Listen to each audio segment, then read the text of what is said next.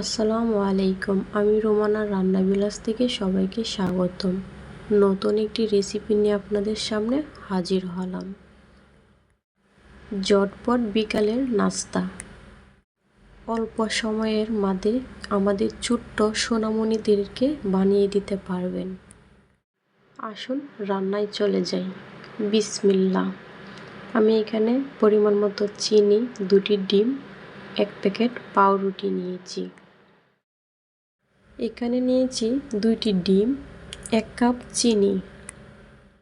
যাদের মিষ্টি বেশি প্রিয় তারাই বেশি চিনি ব্যবহার করবেন, না হয়তো পরিমাণ মতোই দিবেন।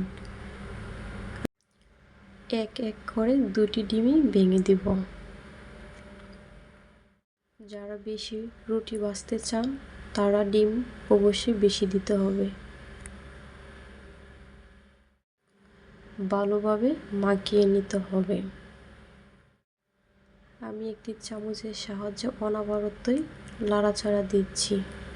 ভালোভাবে মাখাইলে চিনি দানা দানা ভাবটা চলে যাবে, তাহলে ব্যাটার রুটির সাথে সুন্দরভাবে মিশবে। এবার ঠিক আছে, আপনাদেরকে দেখিয়ে দিলাম কীরকমভাবে রাখতে হবে। একটি কড়াইতে পরিমাণ মতো তেল দিয়ে দিলাম। তেলটি গরম হওয়ার পর এক এক করে ব্যাটারটি দিয়ে দিব। এই খাবারটি আমাদের ছোট্ট সোনামণিরা অনেকটা পছন্দ করে। কিছু কিছু বাচ্চারা আছে ডিম খেতে চায় না, যদি এভাবে দেন তাহলে পুষ্টিটা ডিমের মধ্যে পেয়ে যাবে। এভাবে দিলে সব বাচ্চারাই খেতে চায়। সুন্দর একটি বিকালের নাস্তা হয়ে গেল ছোট্ট সোনামণিদের।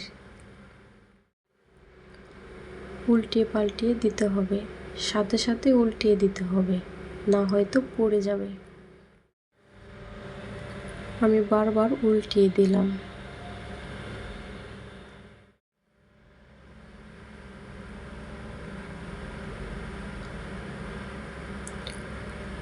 ভাজা হয়ে গেল, আমি এখন নামিয়ে নেব।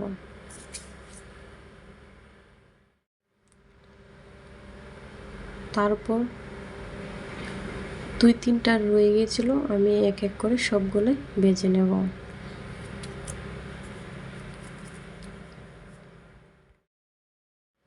পাঁচ মিনিটে এই খাবারটি করা যায়। আমাদের ছোট্ট সোনামণিদেরকে খুশি করতে পারবেন। একটি বাটিতে তুলে নেব। আমি আপনাদেরকে একটু সাজিয়ে দেখাই। ডিম, ব্যাটার রুটি, চিনি, সাথে যদি 1 গ্লাস দুধ হয় তাতে কোনো কথাই নাই। ছোট্ট সোনামণিদের পুষ্টি গুণাগুণ সবগুলাই একসাথে পেয়ে গেল। যদি আমার ভিডিওটি ভালো লাগে তাহলে একটি লাইক, একটি কমেন্ট করতে ভুলবেন না। সবাইকে আল্লাহ হাফিজ।